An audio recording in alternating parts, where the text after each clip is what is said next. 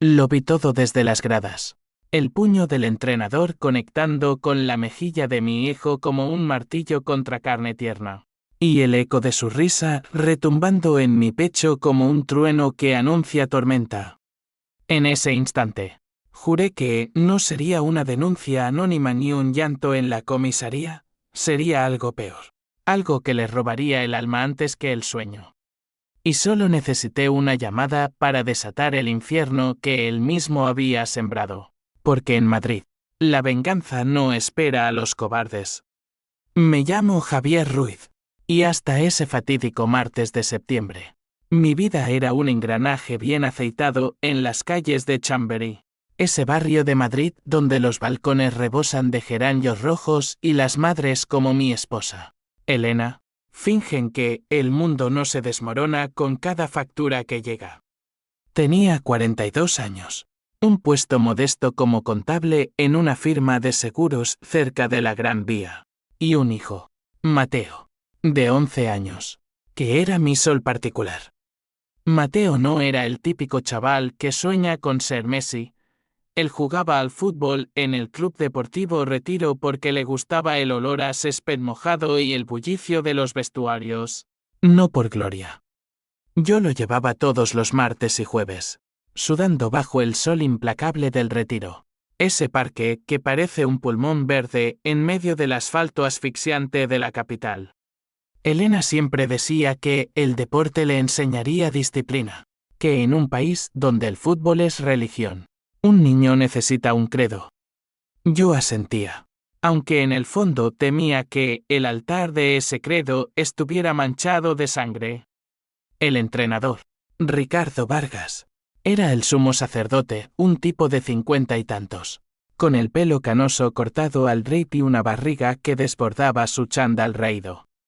Llegó al club así a 2 temporadas, traído de un equipo de tercera en las afueras de Toledo, con promesas de títulos locals que nunca llegaron. Los padres lo tolerábamos porque sus métodos duros producían resultados. El equipo sub-12 había ganado la liga distrital el año anterior.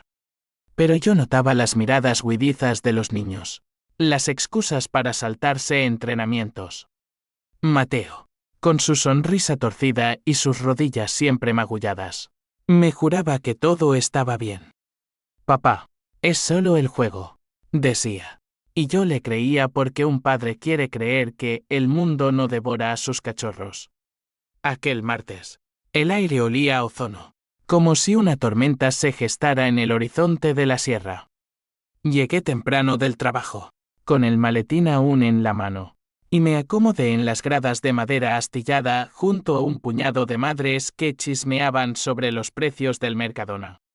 Mateo corría en el campo, su camiseta azul empapada de sudor, persiguiendo un balón que parecía escapársele como un sueño. Ricardo gritaba órdenes desde la banda: «Muévete, coño, no eres un puto inválido». Las palabras volaban como latigazos, y los niños se encorvaban bajo ellas. Pero entonces pasó, Mateo tropezó en un regate.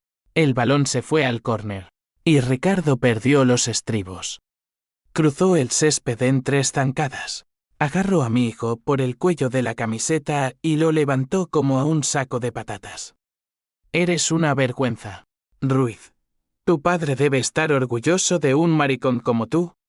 El puño voló antes de que nadie pudiera parpadear. No fue un golpe limpio, de esos que ves en las películas de boxeo. Fue torpe, cargado de rabia contenida, y aterrizó en la mejilla de Mateo con un chasquido húmedo que me heló la sangre. Mi hijo cayó de rodillas, un hilillo de sangre brotando de su labio partido. Y Ricardo se rió. Una carcajada gutural, ronca, que resonó en el estadio vacío como el aullido de un lobo. Se inclinó sobre él, escupiendo: «Levántate, niñato, o te parto la crisma de verdad».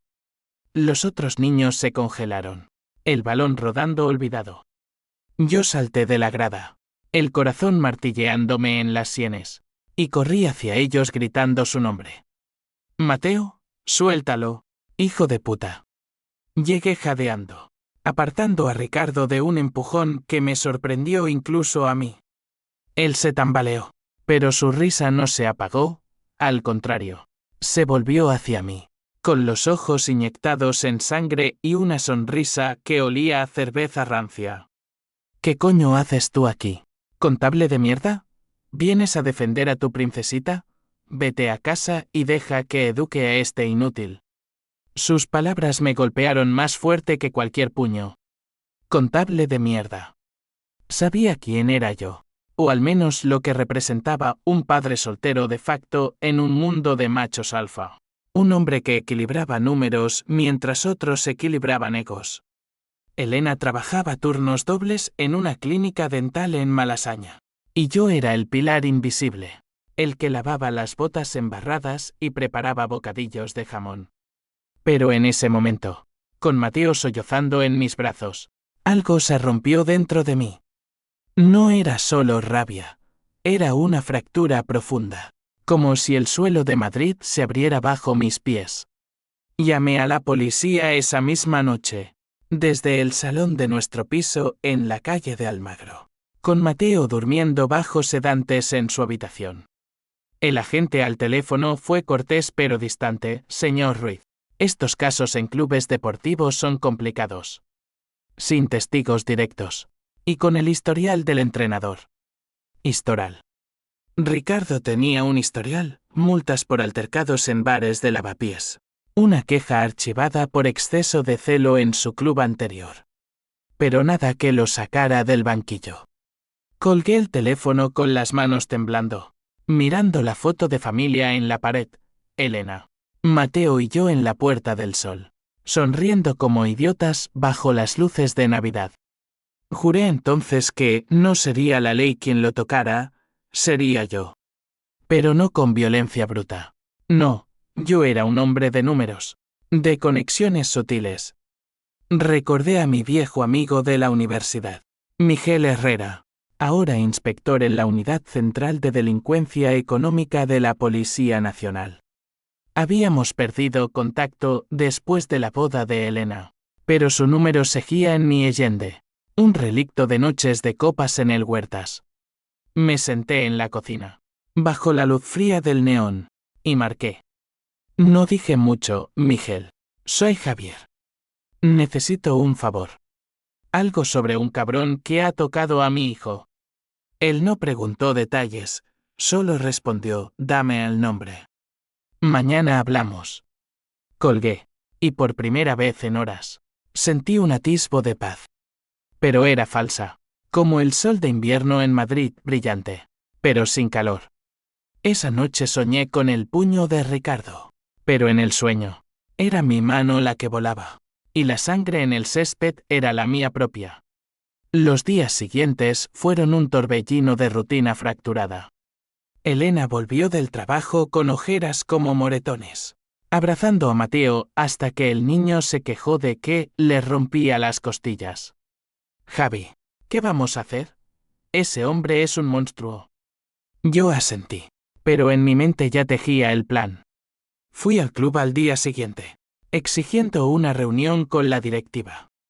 El presidente, un empresario de hostelería con bigote teñido, me recibió en su oficina atestada de trofeos polvorientos. Señor Ruiz, Ricardo es estricto, pero efectivo. Los niños necesitan disciplina. Intenté argumentar, mostrar las fotos del hematoma en la cara de Mateo, pero sus ojos se desviaban hacia el reloj. Hablé con él directamente. Seguro que fue un malentendido. Ricardo me esperaba en el vestuario, fumando un cigarrillo a escondidas, el humo que lincó como veneno. Vaya, el héroe ha venido. ¿Qué quieres? ¿Contable? Que me disculpe por hacer de tu hijo un hombre. Su voz era un ronroneo burlón, y se acercó demasiado, su aliento caliente en mi cara. Tu crío es débil, como tú. En mi época, un golpe así te hacía fuerte. Vete antes de que te dé otro. Salí de allí con las uñas clavadas en las palmas, la humillación quemándome como ácido. En el coche, llamé a Miguel de nuevo. Es Vargas. Ricardo Vargas. Entrenador en el retiro. Necesito saber si tiene algo sucio. Miguel tardó 2 días en responder. Pero cuando lo hizo, su voz al teléfono era grave. Javi, ten cuidado. Este tipo no es solo un matón. Hay rumores de apuestas ilegales en partidos juveniles. Desvíos de fondos del club. Nada probado. Pero sí escarbo. No terminé la frase. Colgué y sonreí por primera vez en días. La venganza no sería un puñetazo, sería un derrumbe lento, inexorable. Mateo se negó a volver al campo, encerrándose en su habitación con videojuegos y dibujos de superhéroes vengadores. Elena y yo discutíamos en susurros por las noches. Javi, déjalo en manos de la justicia. No te conviertas en él. Pero yo ya lo era. En parte, la rabia me había infectado como un virus. Empecé a seguir a Ricardo, lo vi saliendo de un bar en Chueca a las 3 de la mañana, colgado del brazo de una mujer que no era su esposa, y luego recogiendo un sobre en un café de la Plaza Mayor. Fotos borrosas en mi teléfono, notas en un cuaderno, horarios, nombres, números de cuenta. Miguel me envió un archivo anónimo por email, extractos bancarios dudosos, transferencias a cuentas offshore en Gibraltar. Usa esto con cuidado, Javi. Puede hundirlo, pero también te salpica a ti. La primera grieta apareció una semana después. Un artículo en El País local mencionaba irregularidades financieras en clubes deportivos madrileños, citando fuentes anónimas. Ricardo fue suspendido provisionalmente, y el club bullía de rumores. Lo vi en el entrenamiento, gritando a los niños con más furia que nunca, como un animal acorralado. Mateo, desde la ventana de su habitación, murmuró: «Papá, ¿lo hiciste tú?» Le mentí. Por supuesto, no, hijo. A veces, la verdad sale sola. Pero en mi interior, el gusano de la culpa empezaba a roer. ¿Era justicia? ¿O solo sed de sangre? La suspensión de Ricardo duró 10 días. Un paréntesis que Madrid aprovechó para vestirse de otoño, hojas ocres cubriendo las aceras de Alonso Martínez, y un viento que traía ecos de castañas asadas desde los puestos de la calle Fuencarral. En casa, la tensión era un cable vivo. Elena me lanzaba miradas acusadoras cada vez que revisaba mi teléfono. Y Mateo, aunque sonreía más, evitaba mis ojos como si yo fuera un extraño. «Papá, ¿por qué la gente hace daño?», me preguntó una noche mientras cenábamos tortilla de patata recalentada. No supe qué responder. En lugar de eso, le conté una historia inventada sobre un caballero andante que derrotaba dragones con astucia, no con espadas. Pero el dragón en mi mente tenía el rostro de Ricardo, y mi astucia empezaba a oler a veneno. Miguel me llamó esa misma semana, su voz filtrada por el ruido de fondo de una cafetería en la comisaría de Canillas. «Javi, he profundizado. Vargas no solo desvía fondos, está metido en una red de amaños de partidos. Apuestas en las sombras, con corredores en Vallecas y Usera. Tengo nombres: un tal El Lobo, un prestamista de mala muerte, y hasta un concejal implicado en licencias deportivas». Me recosté en el sofá, el corazón acelerado como un motor de Fórmula 1. «Y pruebas. Suficientes para una redada. Pero necesito tu empujón. Si das el chivatazo anónimo, lo hacemos caer como un castillo de naipes». Dudé. Solo un segundo. Recordé la risa de Ricardo, el hematoma púrpura en la cara de mi hijo. «Hazlo», dije, y colgué antes de que el arrepentimiento me alcanzara. La redada llegó como un relámpago en cielo despejado. Fue un viernes por la mañana. Titulares en ABS y La Razón. Escándalo en el fútbol base madrileño, detenciones por amaños y blanqueo. Ricardo fue uno de los primeros, esposado frente a las cámaras en la puerta del club, su chándal arrugado y el rostro pálido como la cal del Retiro. «Es un montaje», gritó a los periodistas. Pero sus ojos desmentían las palabras, terror puro, el de un hombre que ve su imperio de mentiras desmoronarse. El club lo despidió esa misma tarde. Y los padres, esos mismos que antes lo aplaudían, ahora susurraban condenas en los grupos de WhatsApp. Yo leí las noticias en el metro, camino al trabajo, con una sonrisa que me dolía en los músculos. Mateo, al enterarse, me abrazó en la cocina. Gracias, papá, ahora puedo volver a jugar. Pero Elena no compartía el júbilo. Esa noche, mientras lavábamos los platos, explotó. Javi, ¿fuiste tú? ¿Llamaste a alguien? Esto no es justicia, es venganza. Y la venganza siempre vuelve. Tenía razón, por supuesto, pero el orgullo es un velo ciego. Ignoré sus palabras, sumergiéndome en el trabajo, balances que no cuadraban, clientes furiosos por primas de seguros que subían como la marea en la Costa Brava. Mi jefe, un andaluz expatriado con acento de Sevilla, me dio una palmada en la espalda. Ruiz, pareces un fantasma. ¿Problemas en casa? Mentí, como siempre, pero el peso me aplastaba. Empecé a soñar con Ricardo en mis pesadillas. No era él quien golpeaba, sino yo. Y Mateo me miraba con ojos acusadores. Despertaba sudando, el teléfono en la mano como un arma cargada. La primera reacción en cadena llegó de forma inesperada. Una semana después de la detención, recibí una llamada de un número desconocido. Era la esposa de Ricardo, Carmen. Una mujer menuda con voz quebrada por el llanto. Señor Ruiz, por favor. Mi marido es inocente de lo del niño, fue un error, un momento de ira. Pero ahora, lo han arruinado todo. Nuestros hijos, la casa. Puede hablar con sus amigos en la policía. Le suplicó. Colgué sin responder, el estómago revuelto. Inocente. ¿De qué?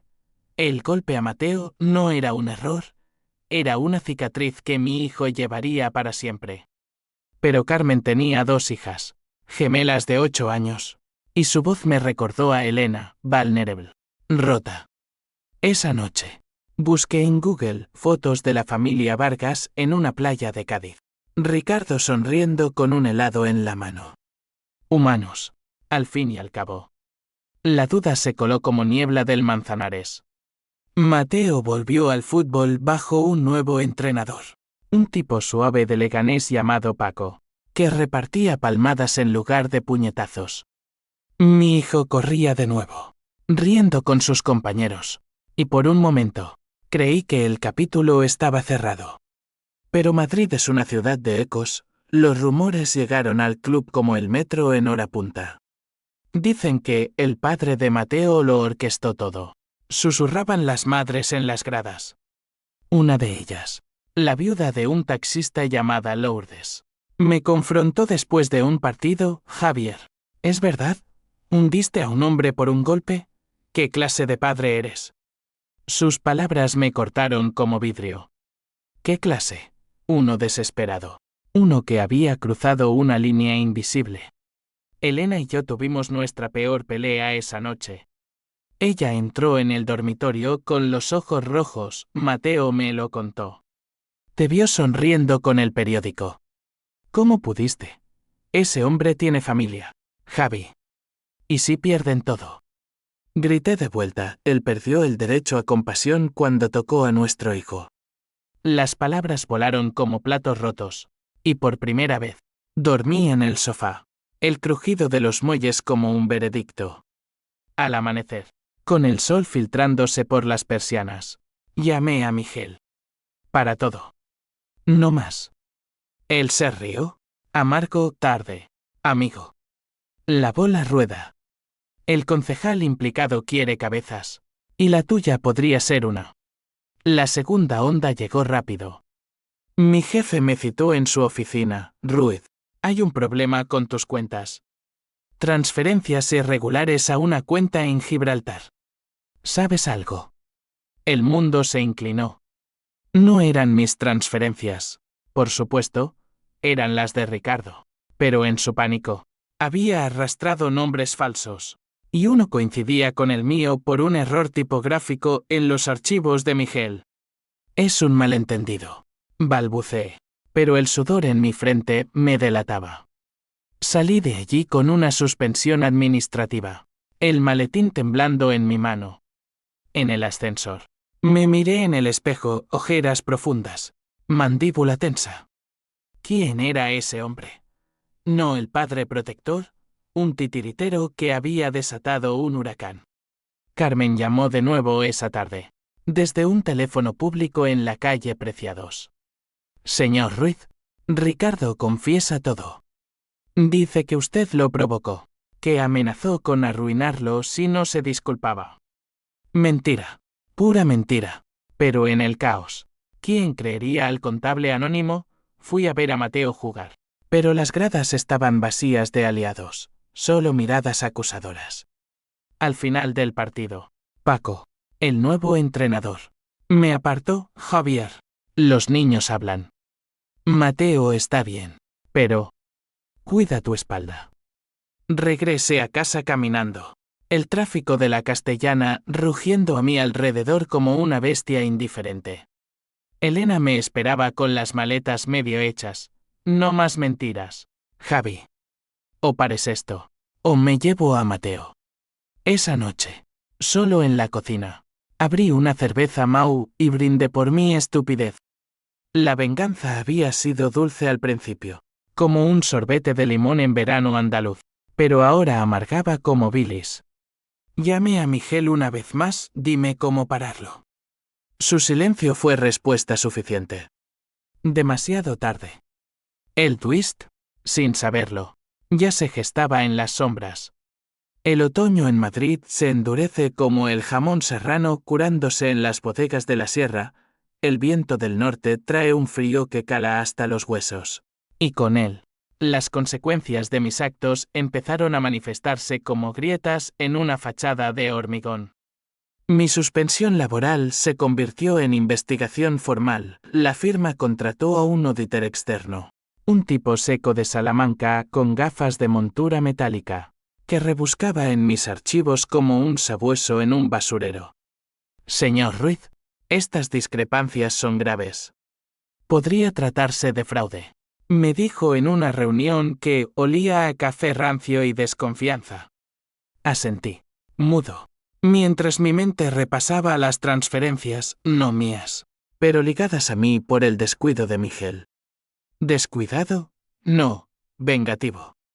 Ricardo, en su celda provisional en la comisaría de Moratalaz, había soltado mi nombre como un salvavidas, alegando que yo era parte de la red, un contable corrupto que lo chantajeaba por el incidente con Mateo. Elena se fue esa misma semana, llevándose a Mateo a casa de su hermana en Vallecas. Necesito espacio, Javi. Has convertido nuestra vida en una telenovela de Antena 3. Sus palabras fueron un cuchillo romo, desgarrando sin cortar limpio.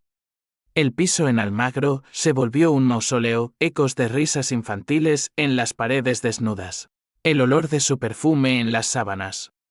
Me mudé al sofá permanentemente, viviendo de cervezas del frigo, pizzas delivery y de telepizza, mientras el teléfono sonaba con llamadas de cobradores y periodistas ávidos de escándalo. Señor Ruiz, confirma que orquestó la caída del entrenador Vargas por venganza personal, colgaba. Pero el daño estaba hecho, mi fotoduna del carnet de identidad, borrosa pero reconocible, circulaba en Twitter, con hashtags como Padre Vengador y Escándalo Retiro. Miguel vino a verme una noche de lluvia torrencial, el Manzanares desbordándose como mis emociones. Trajo una botella de Rioja y una carpeta Manila que olía a tinta fresca. Javi, lo siento. El nombre tuyo fue un error en el informe preliminar. Vargas lo usó para contraatacar. Bebimos en silencio.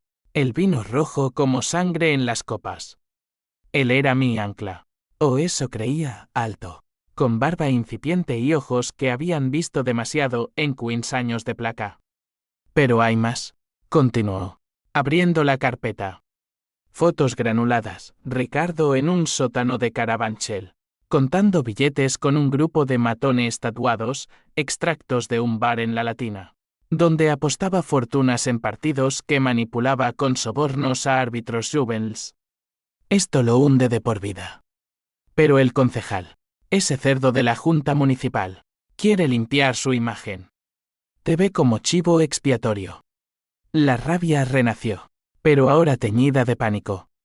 ¿Chivo expiatorio? Yo, que había empezado todo con una llamada inocente.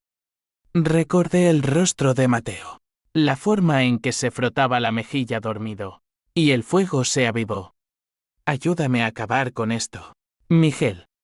Pruebas sólidas, algo que apunte al concejal. Él dudó, girando la copa en su mano. Estás jugando con fuego, amigo. La UDYSEO no es un juguete, un paso en falso. Y te quemas. Pero accedió, porque la lealtad de universidad es un lazo forjado en resacas y promesas. Se fue a medianoche, dejando la carpeta y una advertencia: no llames más desde tu teléfono. Usa uno desechable. Empecé a actuar como un fantasma en mi propia ciudad.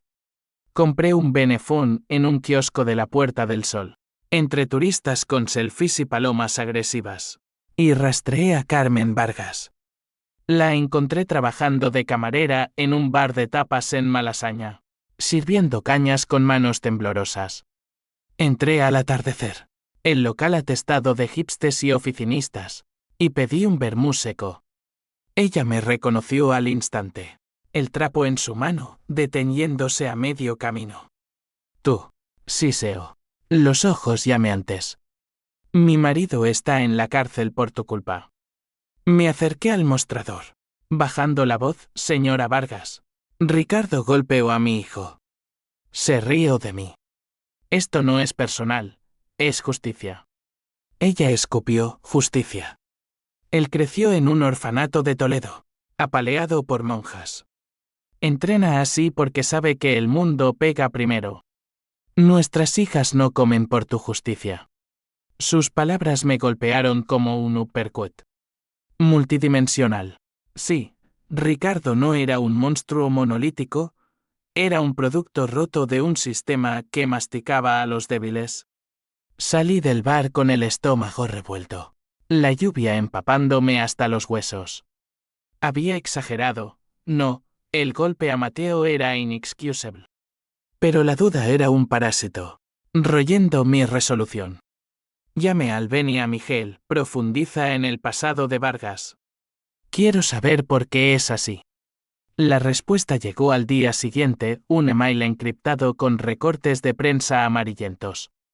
Ricardo, huérfano a los 10. Reclutado por bandas callejeras en los 80. Una condena juvenil por robo que lo marcó. Luego, el fútbol como salvavidas, pero con deudas que lo arrastraron al fango. Es un superviviente, Javi. Como tú. La confrontación con el concejal fue accidental. O eso me dije. Lo vi saliendo de un restaurante en el barrio de Salamanca. Traje impecable y escolta discreta. Era don Emilio Salazar. 60 años. Sonrisa de tiburón en las campañas electorales. Me planté frente a su Mercedes. El Bene en el bolsillo como un talismán. Salazar. Selo de las licencias. Vargas es solo la punta. Su chofer me empujó, pero él levantó la mano. Ruiz. ¿Verdad? El padre celoso. Baja el tono, o tu carrera y tu familia se evaporan. Amenaza velada, pero clara. Regresé a casa temblando, solo para encontrar una nota bajo la puerta. Deja de hurgar, o el niño paga. Anónima. Pero el olor a colonia barata, gritaba Ricardo. O sus aliados. Elena volvió por una noche, impulsada por la culpa o la piedad. Cenamos en silencio. Espaguetis con salsa de un bote. Y Mateo durmió en su cama por primera vez en semanas. Javi, para. Por nosotros. La besé, prometiendo. Pero al amanecer, con ella dormida, revisé la carpeta de Miguel. Una foto nueva, Salazar y Ricardo en un yate en Ibiza, brindando con champán. El lazo perfecto. Marqué el bene, ahora sí. Miguel. Lánzalo todo. La tercera onda fue un tsunami. Titulares en El Mundo, concejal madrileño implicado en red de amaños deportivos. Salazar dimitió esa tarde. Su conferencia de prensa un balbuceo de excusas. Ricardo. Desde la cárcel. Vio su pena endurecerse con cargos de corrupción. Yo debería haber sentido triunfo, pero solo vacío. Lourdes, la madre del club, me llamó Javier. Has destrozado vidas. ¿Valió la pena? Sí. Quise gritar. No, susurró mi conciencia. En las noches solitarias, paseaba por el Retiro, el lago reflejando luces como espejismos. Pensaba en Mateo, en cómo el fútbol, que debía unir, había roto todo. La venganza era un boomerang, y el mío volvía manchado de sangre ajena. Pero el clímax se acercaba, y con él, el giro que lo cambiaría todo. Madrid en noviembre es una amante traicionera, te envuelve en niebla espesa como el humo de un puro Vega Sicilia, pero te deja con el corazón helado y las calles resbaladizas de hojas podridas. Mi vida se había convertido en un tablero de ajedrez donde cada movimiento mío exponía a un rey inocente. Y el jaque mate acechaba en cada sombra de los soportales de la Gran Vía. La investigación en la firma escaló, me interrogaron en una sala sin ventanas en la sede central, con un abogado de la compañía que olía a loción aftershave y superioridad. Señor Ruiz, las transferencias coinciden con su IP. Colaboración en fraude. Negué con vehemencia, pero el sudor en mi nuca me traicionaba. Miguel, desde su escritorio en Canillas, me advirtió, Javi, Laudico te tiene en el radar. El concejal te señaló como testigo clave. O como cómplice. Salí de allí con una orden de alejamiento implícita. No contactar colegas. No acceder a archivos. Mi cuenta bancaria. Esa red de seguridad que Elena y yo habíamos tejido con noches de insomnio. Se congeló por sospecha de lavado. Vivía de ahorros evaporándose como el humo de un cigarrillo en la Cibeles, pidiendo prestado a un primo en Toledo que me miró con lástima por videollamada. Tío, ¿qué has hecho? Pareces un fugitivo de la Casa de Papel. Reí, amargo, si solo fuera ficción. Carmen Vargas se convirtió en mi sombra involuntaria. Me acechaba en el supermercado de Montera, empujando un carrito con latas de atún y pañales para sus gemelas, los ojos hundidos como pozos. Una tarde, en el pasillo de las conservas, me acorraló, Ricardo intenta suicidarse en la cárcel. Dice que tú lo empujaste a esto, que el golpe al niño fue porque vio cómo lo mirabas en los entrenamientos, celoso de su autoridad. Celoso. La palabra me golpeó como un bofetón. ¿Era verdad? Recordé las gradas. Mis puños apretados no solo por Mateo, sino por años de humillaciones sutiles, el contable en boca de otros padres. Mi voz ahogada en reuniones. No. Era proyección. La de un hombre roto culpando al espejo. Pero la semilla plantada creció. Llame al Beni a Miguel, necesito ver a Vargas. En persona. Él protestó, estás loco, Javi. Es contra protocolo. Pero cedió, arreglando una visita en la prisión de Soto del Real, esa fortaleza gris en las afueras donde el viento aúlla como almas en pena. Fui en bus. El trayecto 1 hora de autopista a uno bordeada de pinos esqueléticos. El estómago un nudo de anticipación y asco. La sala de visitas era un cubículo de plexiglas sucio, con teléfonos atados a cadenas. Ricardo entró encadenado, más delgado, el chándal penitenciario colgando como piel floja. Sus ojos, antes fuego, ahora ceniza, Ruiz. El verdugo en persona. Hablamos a través del vidrio, voces distorsionadas como en una confesión católica fallida. Golpeaste a mi hijo, empecé, la voz ronca. Él se rió, Un eco hueco, sí. Y tú me mataste por eso. Pero ¿sabes qué? ¿Contable? Tu crío no era el primero. Ni el último. El fútbol base es un matadero, yo solo soy el carnicero. Sus palabras destilaban veneno, pero también verdad cruda en España, donde el Real Madrid es Dios y el Barça herejía. Los niños son sacrificados en altares de ambición. Mi padre me pegaba peor, continuó, voz quebrándose. En Toledo, con un cinturón de cuero. Entrené para no ser como él, pero fallé. Lágrimas, genuinas, rodaron por su mejilla. Por un instante, vi al hombre, no al monstruo. Perdóname, Ruiz. Por tu hijo. Salí de allí tambaleándome. El bus de regreso un borrón de luces. ¿Perdón? La palabra quemaba como ortigas. Llamé a Elena desde una cabina en Alcobendas, vuelve. Lo resolveremos. Ella sollozó, Mateo pregunta por ti. Pero Javi, la policía vino. Dicen que estás implicado. El pánico me invadió como una ola del Cantábrico. Miguel me salvó esa noche, te cubro, pero para allá. El concejal ha huido a Marbella. La red se desmorona. La cuarta onda fue personal. Un matón, uno de los corredores de apuestas de Vallecas, me esperó en el portal de Almagro. Alto, con cicatrices como mapas en los nudillos. Me estampó contra la pared, Salazar dice hola. Deja de hablar, o tu familia sufre. Me dejó un ojo morado y una costilla fisurada. Pero peor fue el miedo, puro, primal, como el de Mateo esa noche del golpe. Corrí a Vallecas, a casa de Elena, y la encontré empacando de nuevo. Javi, esto es una pesadilla. Mateo vio las noticias, cree que eres un criminal. Lo abracé. Mi hijo rígido en mis brazos, oliendo a colonia infantil y terror. Papá, ¿por qué todos te odian ahora? Esa noche, en el sofá de su hermana, planeé el contraataque. El bene vibró, Miguel, con voz urgente. Javi, tengo el as. Grabaciones de Salazar confesando a un informante. Si lo envías a la prensa. Dudé, el ojo hinchado latiendo.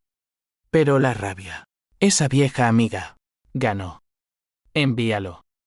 Al amanecer, el Confidencial estalló, grabación explosiva, concejal admite amaños en fútbol juvenil.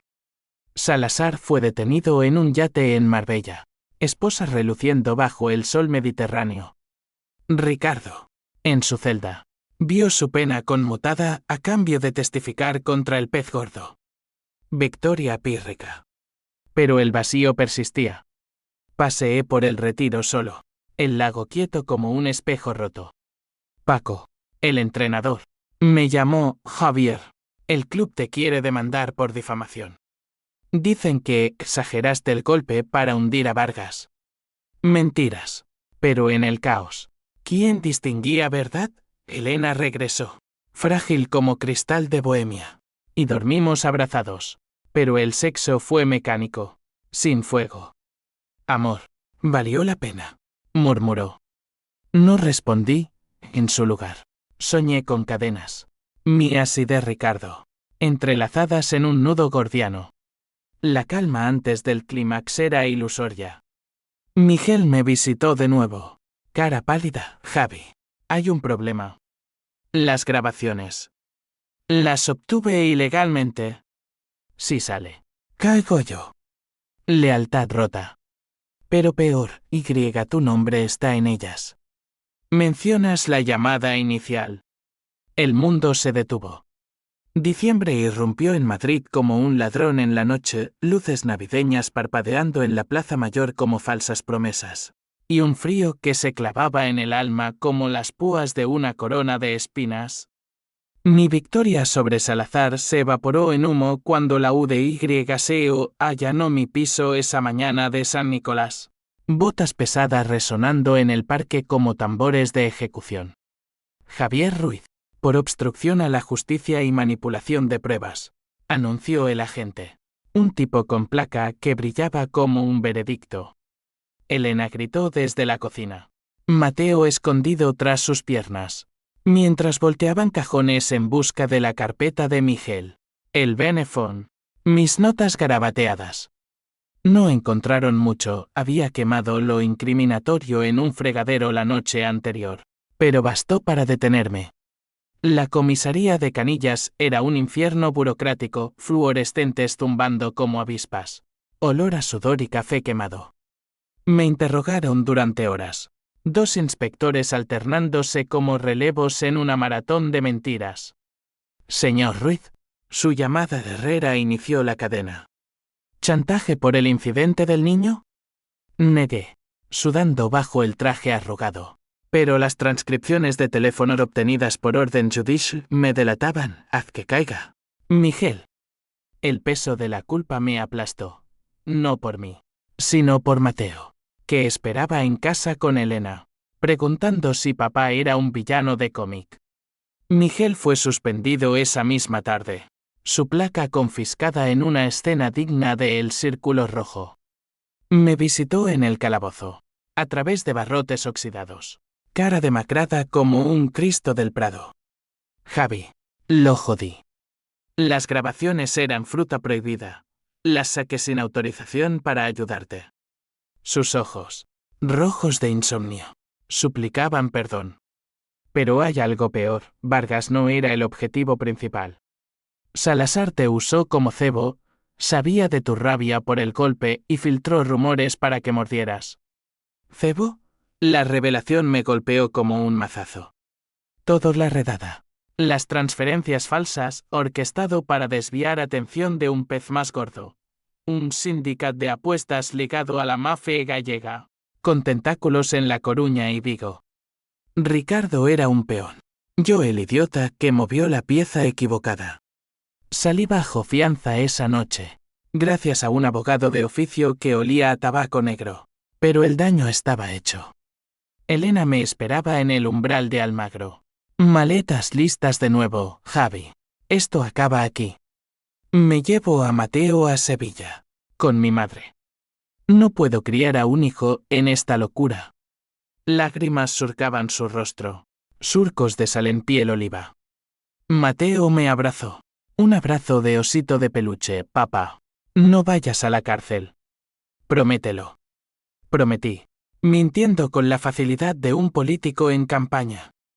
Ella se fue al amanecer, el coche perdiéndose en el tráfico de la M30 como un sueño disipándose. Solo, me hundí en una espiral de autodesprecio.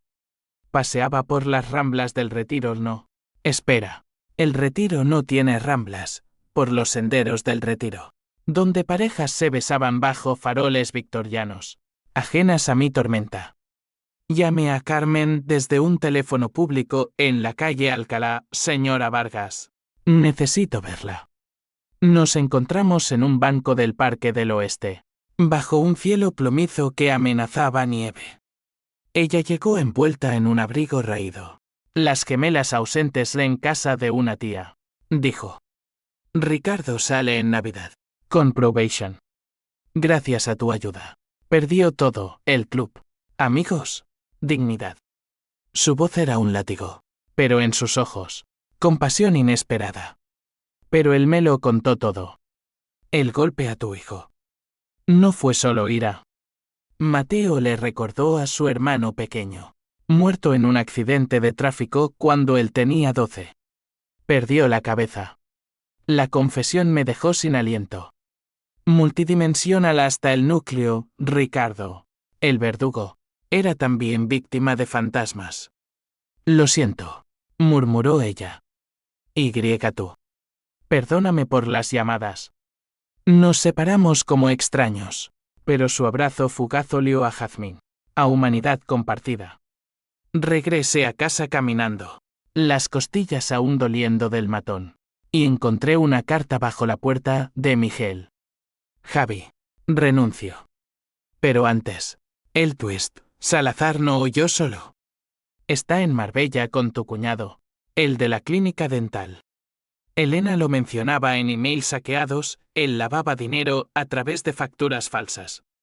El mundo se fracturó. ¿Elena? Mi Elena. La roca de nuestra familia. Implicada en la red por su hermano. Un dentista de Usera con deudas de juego. La traición fue un puñal en la espalda. Todos estos meses. Mientras yo tejía venganza. Ella ocultaba su propio abismo. Llamé furioso, traidora. ¿Sabías de Salazar? Ella sollozó, Javi. Era para protegernos. Mi hermano. Nos prestó para la hipoteca. No quise. Clic. Línea muerta. El clímax estalló 2 días después.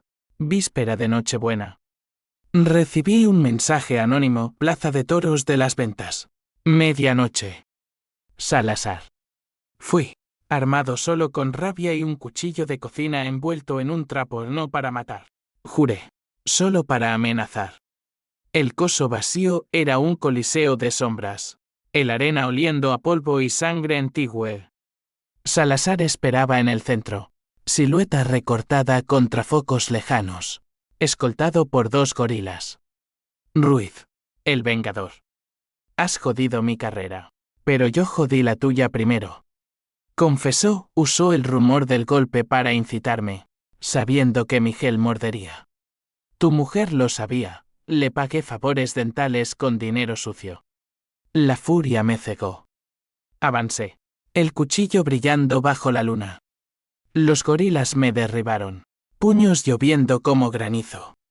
Pero entonces, sirenas, Miguel, con un equipo SWAT, irrumpiendo por las puertas. Alto, policía. Disparos al aire. Caos. Salazar arrestado de nuevo. Los gorilas esposados. Miguel me ayudó a levantarme. Sangre en la boca, te rastreé. Javi. No podía dejarte solo. En el hospital. Con suturas frescas y analgésicos goteando. Elena apareció al amanecer. Perdóname. Mi hermano. Lo delaté anoche. Lágrimas. Promesas. Pero el daño era irreversible, divorcio en el horizonte. Custodia disputada. Ricardo. Liberado. Me envió una carta, gracias por rompernos a todos. Ahora soy libre de mis demonios. Sarcasmo. O redención. El twist final, Mateo. Mi ancla. Eligió quedarse conmigo. Papá, tú luchaste por mí. Pero en sus ojos, una sombra nueva. Navidad en Madrid es un carnaval de luces y mentiras, villancicos resonando en la Gran Vía como himnos a la hipocresía. Y belenes con figuras de yeso que fingen paz mientras el mundo arde.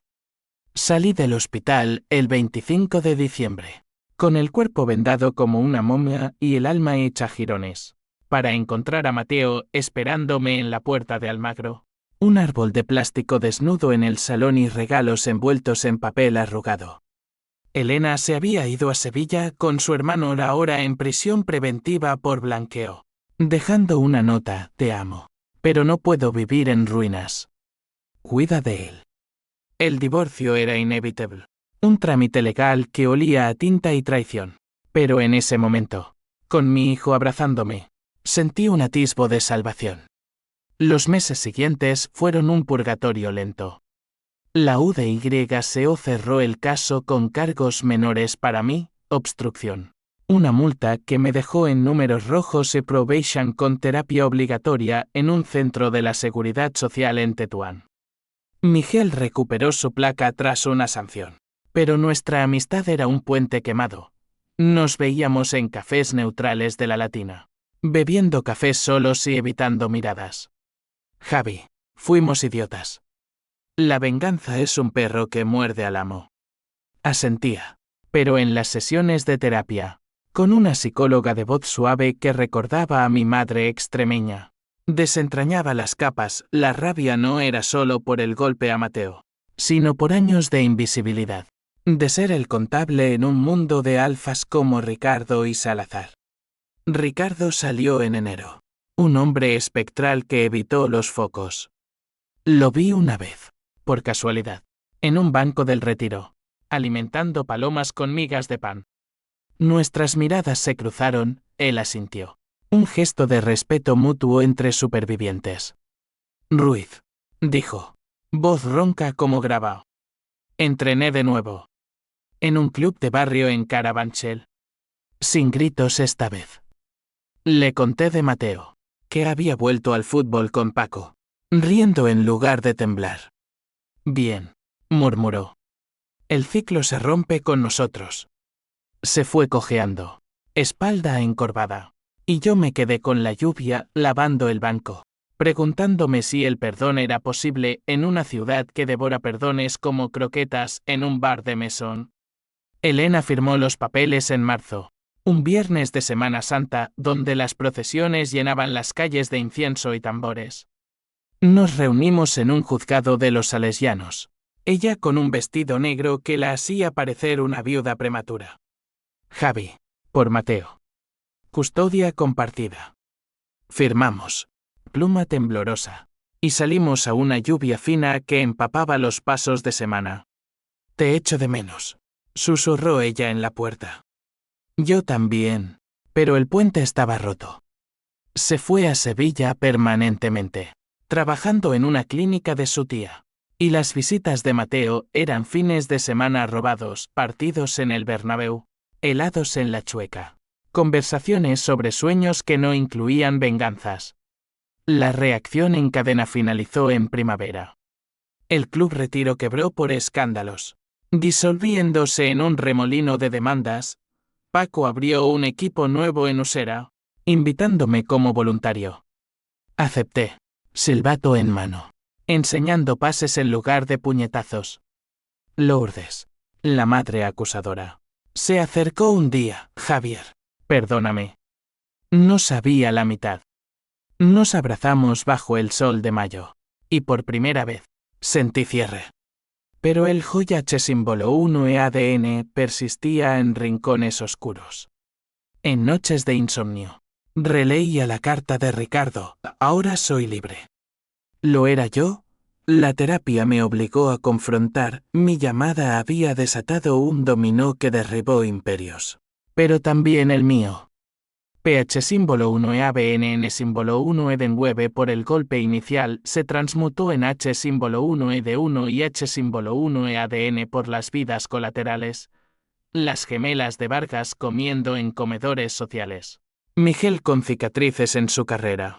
Elena sola en Andalucía. El verano trajo redención parcial. Mateo ganó un torneo local. Su gol decisivo un remate limpio que me hizo llorar en las gradas. Por ti, papá, dijo después, con la medalla al cuello.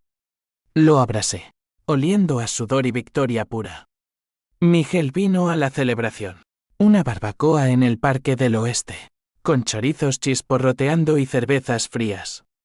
Amigo, brindamos por segundas oportunidades. Brindamos. Y por un momento, Madrid fue benigna, sol dorado. Risas infantiles. El Tajo lejano en horizontes soñados. Años después, contaría esta historia a Mateo, editada para su inocencia, un padre que luchó por justicia, no por sangre. Pero en mi corazón, sé la verdad, la venganza es un fuego que calienta y quema, un lazo que une y ahoga. Hice una llamada, y todo cambió para bien, para mal, para siempre. En las calles de Madrid, donde el pasado es un eco en los portales, aprendí que el precio de la TUH símbolo 1 ADN es la humanidad misma. Y pagué, con creces. Pero si tuviera que hacerlo de nuevo, quizás lo haría. Porque en el fondo, somos todos lobos en piel de cordero, esperando el empujón que revele las colmillos.